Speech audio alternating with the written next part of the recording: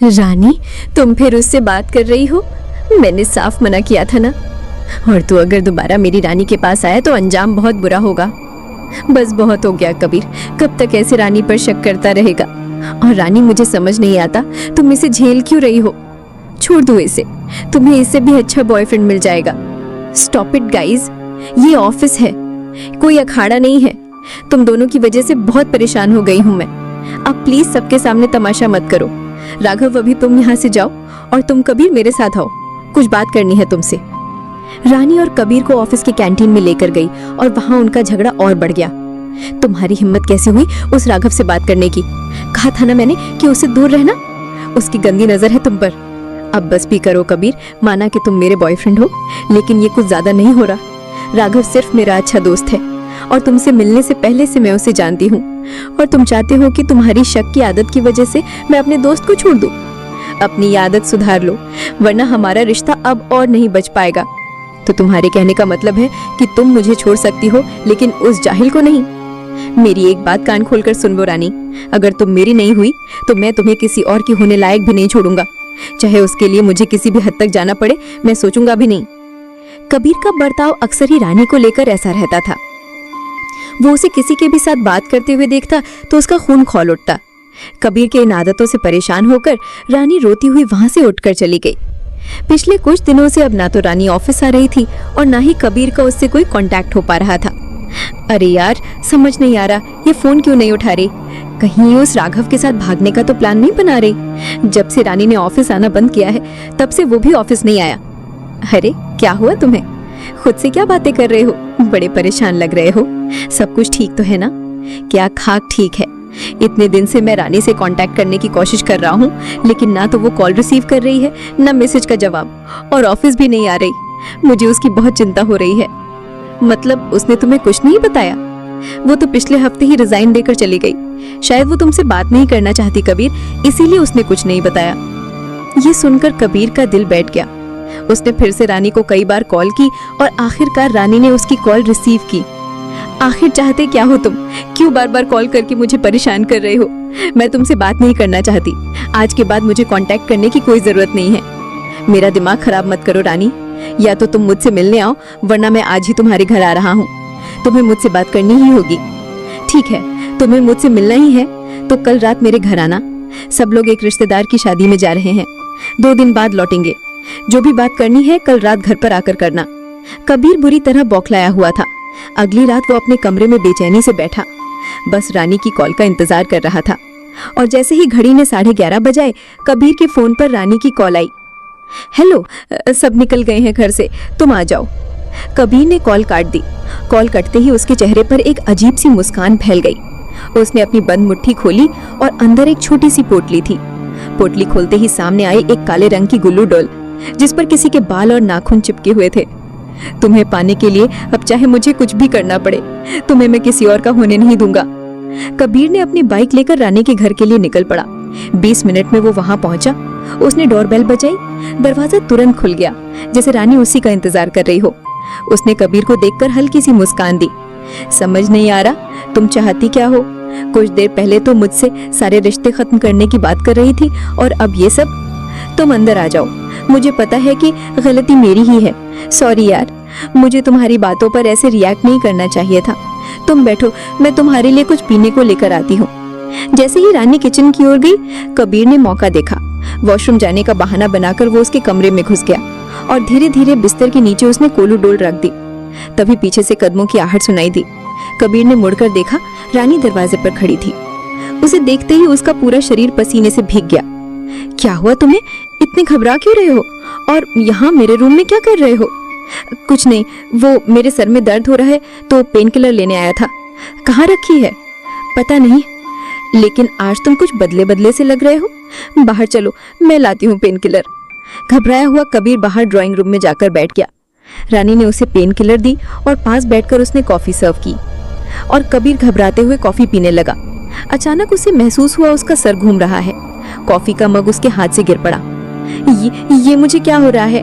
क्या डाला था तुमने इस कॉफी में? कॉफी में? मैंने तो कुछ भी नहीं डाला। लगता है तुम्हें दवाई से साइड इफेक्ट हुआ है। वेट, मैं डॉक्टर को कॉल करती हूँ। रानी ने जैसे ही डॉक्टर को कॉल करने के लिए फोन उठाया, उसका फोन बंद हो गया। उसी वक्त घर की डोरबेल बजी, लेकिन दरवाजा खुलता उससे पहले ही पूरा घर अंधेरे में डूब गया। कबीर बेहोश होकर रानी के ऊपर गिर पड़ा। डर के मारे रानी जोर से चीख उठी। उसकी चीख के बाद सब कुछ बिल्कुल शांत हो गया। किसी ने कबीर को पकड़कर घसीटा और उसे अंधेरे में ले गया। कबीर बेहोशी में था, लेकिन उसके कानों में एक अजीब सी आवाज गूंज रही थी, जैसे कोई अनजान भाषा में शैतानी मंत्र पढ़ रहा हो। उस आवाज से कबीर की आंखें खुली। उसने चारों ओर देखा। पूरा कमरा गहरे अंधेरे से ढका था। तभी सामने एक अजीब सा शैतानी लिबास पहने कोई उठा। अंधेरे में अचानक एक रोशनी चमकी। कबीर की नजर सामने गई और उसने देखा एक विशाल भयानक राक्षस की मूर्ति खड़ी थी। उसके माथे पर 2 नुकीले सींग निकले हुए थे। उसके सामने अग्नि जल रही थी। मूर्ति के मुंह से खून नीचे टपक रहा था और वो निर्जीव नहीं लग रही थी। ऐसा मालूम हो रहा था मानो शैतान खुद वहां मौजूद हो। ये सब क्या हो रहा है यहाँ? मुझे बांध कर क्यों रखा है? कौन सी जगह है ये? छोड़ो मुझे। रानी, रानी कहाँ हो? आखिर कौन हो तुम? बेवकूफ लड़का, तुम्हारी रानी तुम्हारे पास ही है, बस तुमने उसे पहचानने में भूल कर दी। लेकिन आज रात तुम उसे अच्छी तरह जान जाओगे। मगर अफसोस, जब तक तुम उसे जानोगे तब तक तुम्हारा इस दुनिया से जाने का समय हो चुका होगा। बस कुछ देर और है तुम्हारे पास। इतना कहकर उसने अपने हाथ में एक धारदार चाकू लिया। उसने पास रखे एक बंधे हुए उल्लू को उठाया और शैतान की मूर्ति के सामने उसकी बलि चढ़ा दी। उसके रक्त से उसने जमीन पर अजीब से निशान बनाए। कमरे में फिर से शैतानी मंत्रों की गूंज भर गई। आखिर कौन हो तुम? और ये सब बकवास क्या है? मैं कहता हूँ छोड़ो मुझे। बड़ी मुश्किल से तो इस अमावस की रात में मैंने तुम्हें यहाँ पर बुलाया है, वरना हर बार तो तुम किसी न किसी वजह से बच जाते थे। अगर पहले ही इस अमावस की रात में तुम यहाँ पर आ गए होते तो अब तक तो सब कुछ ठीक हो चुका होता। क्या, कौन हो तुम? मुझसे वास्ता क्या है तुम्हारा? क्या चाहते हो मुझसे? कबीर की बात सुनकर काला शैतानी लिबास पहने वो शख्स उसकी ओर बढ़ा। उसने अपने चेहरे से नकाब हटाया, लेकिन कमरे के गहरे अंधेरे में कबीर को साफ नहीं देख पाया। तभी वो शख्स शैतान की मूर्ति के सामने पहुंचा। अग्नि की लपटों में उसका चेहरा रोशन हुआ। कबीर ने जब उस चेहरे को देखा तो उसके होश उड़ गए। रानी, तुम ये सब क्या कर रही हो? कहीं मैं कोई बुरा सपना तो नहीं देख रहा? तुम कोई बुरा सपना नहीं देख रहे, तुम हकीकत का देख रहे हो। वो हकीकत जिसे आज तक तुम कभी देख नहीं पाए। कितनी मेहनत लगी तुम्हें, और फिर तुम्हें यहाँ तक खींच कर लाने में। उस दिन अगर तुम मेरे बीच में नहीं आते तो आज तुम्हारी जगह राघव बलि पर चढ़ चुका होता, तुम्हारी जान बच जाती। लेकिन तुमने तो खुद अपने पैरों पर कुल्हाड़ी बांध ली। अब मैं क्या कर सकती हूँ? मैंने तुम्हें बचने का मौका दिया था। कबीर को कुछ भी समझ नहीं आ रहा था। उसके लिए सब धुंधला और डरावना होता जा रहा था। रानी आखिर उसके साथ करना क्या चाह रही थी? अचानक रानी बिल्कुल शांत हो गई। वो कमरे से बाहर निकल गई और दरवाजा बाहर से बंद कर दिया। कुछ देर बाद उसकी रानी वापस कमरे में आई। कबीर में एक अजीब सी आवाज गूंज रही थी। कबीर ने मुड़कर देखा, रानी एक टू व्हील चेयर को धक्का देती हुई अंदर ला रही थी। टू व्हील चेयर पर काले लिबास में कोई लिपटा हुआ था। उसने उसे उठाकर शैतान की मूर्ति के सामने रख दिया। फिर उसने उस पर डाला हुआ काला लिबास हटाया और जब उसके ऊपर आग की रोशनी पड़ी, कबीर की आंखें डर से चौंधी आ गई। उसने देखा वो कोई और नहीं बल्कि 4-5 साल का एक मासूम बच्चा था। ये क्या कर दिया तुमने? तुमने एक मासूम बच्चे को मार डाला क्या? मुझे समझ नहीं आ रहा, तुम्हें आखिर हो क्या गया है? रानी, तुम्हारे पीछे इतनी काली सच्चाई छिपी होगी मैंने कभी सपने में भी नहीं सोचा था। खाली सच्चाई की बात मत करो। अच्छी तरह जानते हो तुमने मुझे अपने वश में करने के लिए क्या किया है। लेकिन शायद तुम जानते नहीं, पहले दिन से तुम्हें अपने वश में करने के लिए न जाने मैंने क्या क्या किया है। आखिर चाहती क्या हो तुम मुझसे, वो तो तुम्हें अभी समझ आ जाएगा। हे मेरे शैतान देवता, मेरी बलि को स्वीकार करो। बस करो रानी, छोड़ो मुझे। रानी की आंखों में अब शैतान उतर चुका था। वो कबीर की ओर बढ़ी। उसके हाथ पैर पहले से ही बंधे थे। अब उसने उसके मुंह पर भी कपड़ा बांध दिया। वो उसे घसीटते हुए शैतान की मूर्ति के सामने ले गई। आज मेरा बेटा वैसा हो जाएगा जैसा मैं चाहती हूँ। अब तुझे और जिंदगी नहीं जीनी पड़ेगी मेरे बच्चे। जब तू मर जाएगा और मेरा शैतान तेरी बलि को स्वीकार कर लेगा, तब मेरा बेटा बिल्कुल ठीक हो जाएगा। मैंने भगवान से बहुत बार विनती की, लेकिन भगवान कुछ नहीं होता। वो बस एक पत्थर की मूर्त है।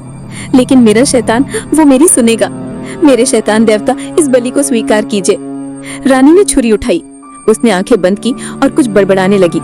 तभी कबीर अपने बंधे हाथ छुड़ाने की कोशिश कर रहा था। उसकी आंखों में आंसू आ चुके थे। हे भगवान, मेरी मदद करो, मेरी जान बचा लो। कबीर रोते हुए बार बार भगवान से अपनी जान की भीख मांग रहा था। तभी अचानक उसका हाथ रस्सी से आजाद हो गया।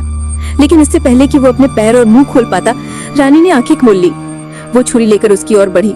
उसने छुरी को ऊपर उठाया और जोर से उसकी गर्दन की तरफ झोंक दी, लेकिन उसी पल कबीर ने अपना हाथ छुरी पर दे मारा। छुरी नीचे गिर गई। रानी का बैलेंस बिगड़ गया। वो खुद ही छुरी पर जा गिरी। शैतान की मूर्ति पर रानी के खून के छींटे पड़े। रानी ने एक बार चीख मारी, फिर सब कुछ बिल्कुल शांत हो गया। कबीर की आंखें आंसुओं से तर गई। उसे यकीन नहीं हो रहा था कि भगवान ने उसे बचा लिया। रानी का निर्जीव शरीर उसके सामने पड़ा था और उसका अपाहिज बच्चा उसे रोते हुए देख रहा था। कबीर को उस बच्चे पर तरस आया। अब उसका इस दुनिया में कोई नहीं था, इसलिए कबीर ने उसे गोद ले लिया। किसी दैवीय शक्ति के आगे कोई शैतानी शक्ति कभी जीत नहीं सकती। रानी ने अपने बच्चे के लिए शैतान का रास्ता चुना और आखिर में उसे इसकी कीमत अपनी जान देकर चुकानी पड़ी।